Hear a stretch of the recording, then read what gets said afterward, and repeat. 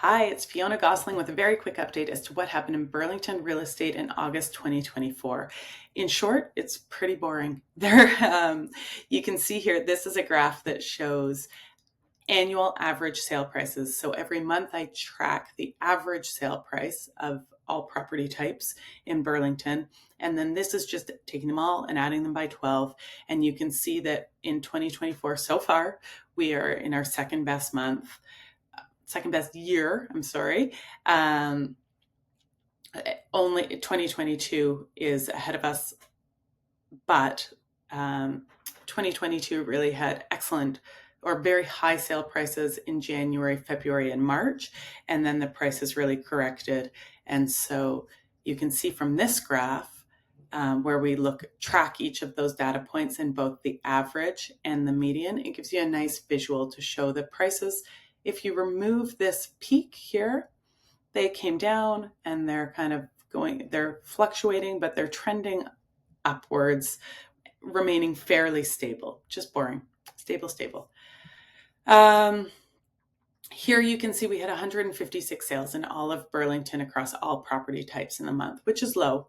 It is a slower real estate market. There's 4.1 months of inventory across all property types, and the average sale price was $1,178,000. The median sale price was just under $1 million, which is quite interesting there. With so few sales, the average sale price becomes a little bit less important or easier to skew than the median sale price there.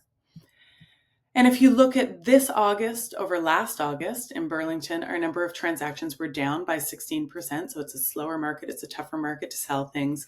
There's more product to choose from. So you do have to make sure that you're priced well, that you're showing as well as you can, is being marketed well in all of the places. Our months of inventory, that's a direct relation there between the number of sales and the amount of product on the market.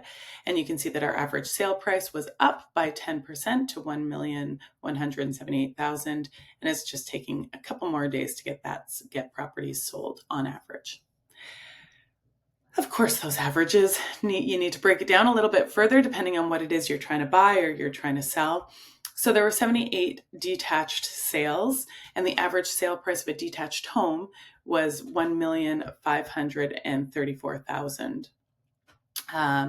The average price of a townhouse was $974,000, and the average price of a condo was $743,000. This is showing that it's kind of a balanced market, 3.6 months of inventory if you want to sell a detached home or a townhouse, but it's more of a buyer's market if you're looking at a condo. I thought those shots are interesting, but every time I do these stats, I kind of want to see the history of it. So this is showing the history of the last 4 months of a detached property in Burlington. So sales are down over May, which is quite typical that we see that number of transactions slow down from the spring market moving into the summer. But you can see here that the average sale price has remained fairly consistent throughout all of the months, regardless of the spring market or the fall market. And same thing with the condo. This is a little bit surprising that the condo market has increased. The sale price has increased, but with only 38 sales, you only have to have a couple of higher end sales go through to skew that average sale price. And there's still lots of product to choose from there.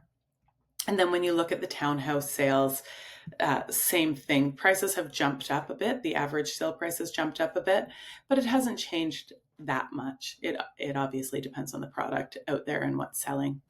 If you had any specific questions about any of this or are interested in buying or selling something in this market and want a little bit more of an analysis of what's going on, please don't hesitate to reach out. I am happy to help you walk you through all of that. Talk to you next month.